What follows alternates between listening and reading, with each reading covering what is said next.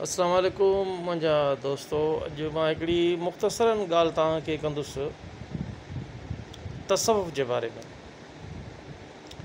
असल में असां वटि जॾहिं बि दोस्त कुझु तसव्वुफ़ जे बारे में लेक्चर था ॾियनि या कोई आर्टिकल था जो लिखनि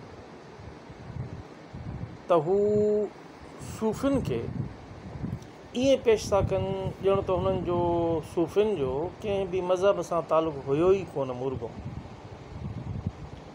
हिते मां सिर्फ़ु मुख़्तसरनि इहा ॻाल्हि तव्हांखे वाज़े कंदो हलंदुसि। ऐं मूं केतिरनि ई अहिड़नि लेक्चर जेके असांजे लाइव ॾींदा आहिनि दोस्त, उन्हनि खे मूं केतिरा ई भेरा इहो सुवालु कयो आहे त महिरबानी करे तव्हांजे लेक्चर में जेका ॻाल्हि अयां थी थिए या ज़ाहिर थी थिए त जेको सूफ़ी आहिनि उन्हनि जो तालुक़ु कंहिं मज़हब सां न आहे बल्कि इंसानी ज़ात सां आहे ऐं हू इंसान ज़ात सां मोहबत रखंदा आहिनि, मज़हब सां मोहबत न रखंदा आहिनि। त इन मां ॿ ॻाल्हियूं ज़ाहिर थियनि थियूं त इंसान ज़ात सां मोहबत रखणु माना मज़हब जो कमु न आहे, ऐं जेको माण्हू मज़हबी माण्हू आहे उहो इंसान सां मोहबत नथो रखे। इहो हिकिड़ो वॾो ख़तरनाक क़िस्म जो नज़रियो जेको आहे सो हीअ माण्हू फैलाए रहिया आहिनि।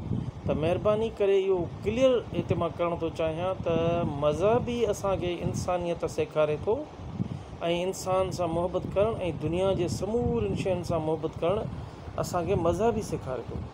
उहो चाहे दुनिया जो कहिड़ो बि मज़हब हुजे, उन ई मज़हब जा फॉलोअर्स त ग़लति थी सघनि था ऐं ग़लति आहिनि, पर उहो मज़हब कॾहिं बि ग़लति न रहियो आहे।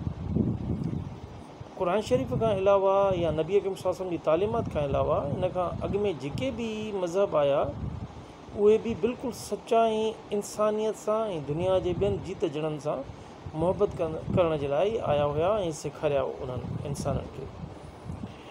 पर उन्हनि में बाद में मिलावटूं जेको आहे सो कयूं हुयूं, जंहिंजे करे असांखे जेके अलाह जे तरफ़ां नाज़िल थियल हुया मज़हब उन्हनि खे त मञणु घुरिजे, पर क़ुर शरीफ़ हिकिड़ो वाहिद किताबु आहे जंहिंमें का बि मिलावट हिन महिल ताईं न थी आहे, न ई क़यामत जे ॾींहुं ताईं थींदी। त उन में लिखियलु आहे त जेकॾहिं तव्हां हिकिड़े इंसान खे, नबी सल्लल्लाहु अलैहि वसल्लम जूं बि हदीसूं आहिनि, तव्हां जेकॾहिं हिकिड़े इंसान खे बचायो त पूरे इंसान ज़ात खे बचायो, ऐं जेकॾहिं नाहक कंहिं इंसान खे, इंसान जो मतिलबु न मुस्लमान या कहिड़ो बि इंसान हुजे, ऐं उनखे नाहक तव्हां जेकॾहिं क़त्लु कयो त पूरी इंसानियत खे तव्हां क़त्लु कयो। असल में इंसानियत असांखे मज़हब सेखारे थो। सूफ़ी जेके आहिनि उहे वरी आम इंसान खां वधीक मज़हबी हूंदा आहिनि। आम माण्हू त मज़हबी निमाज़ूं वग़ैरह पढ़ी ऐं बसि वरी चुपड़ी करे वरी ॿिया कम कंदो आहे, पर सूफ़ियुनि जो उथणु वेहणु ॻाल्हाइणु हर कमु अलाह जी रज़ा जी ख़ातिर हूंदो आहे। सो उहे सूफ़ी वरी आम इंसान खां वधीक मज़हबी हूंदा आहिनि, न की मज़हब खां बेज़ार हूंदा आहिनि। पर हिते सूफ़ियुनि ते जेके बि लेक्चर मां ॿुधां थो पियो या जेके बि ऑनलाइन जेको आहे लेक्चर ॾियनि था पिया या यूट्यूब ते उन्हनि जा लेक्चर पिया आहिनि, त उहे ईअं ई था महसूसु कराइनि त ॼण सूफ़ियुनि जो मज़हब सां को तालुक़ु ई न हुयो। ऐं उन्हनि खे हमेशह मां हिकिड़ो सुवालु छॾींदो आहियां लाइव प्रोग्रामनि में, पर मूंखे उहे इतफ़ाक़ सां खणंदा न आहिनि ऐं ॿियनि दोस्तनि खे खणंदा आहिनि।